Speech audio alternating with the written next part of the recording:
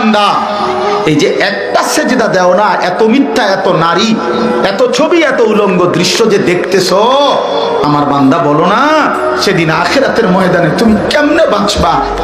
একদিনেই তো তোমার কষ্ট, দুঃখ, পেরেশানি, যন্ত্রণায় কোলের বাচ্চা বুড়া হয়ে যাবে। বুড়া করতেছো কি বান্দা? কি শুরু করছো? আর কি ভাবছো তুমি আমি আল্লাহকে? বলো না বাপ, তোমরা যারা নামাজ পড়ো না ভাইয়া, বলে নওজোয়ান, তোমরা যারা চুল রাখছো বেঈমানের মতো, কারে জিজ্ঞাসা করে রাখছো? এটা কোন মডেলের চুল রাখলা ভাইয়া?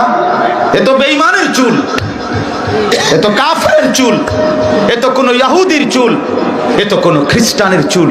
একটা চুলের ফ্যাশনের সামনে বেঈমানের কাছে হেরে গেল মুসলমানের বাচ্চা।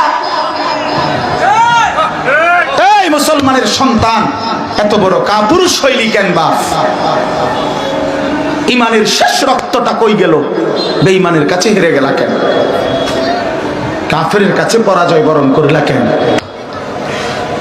বলে যারা দাঁড়িয়ে পেশাব করো, বেঈমানের কাছে কেমনে হেরে গেলা? একটা 15,000 টাকার মোবাইলের কাছে হেরে গেলা ভাইয়া।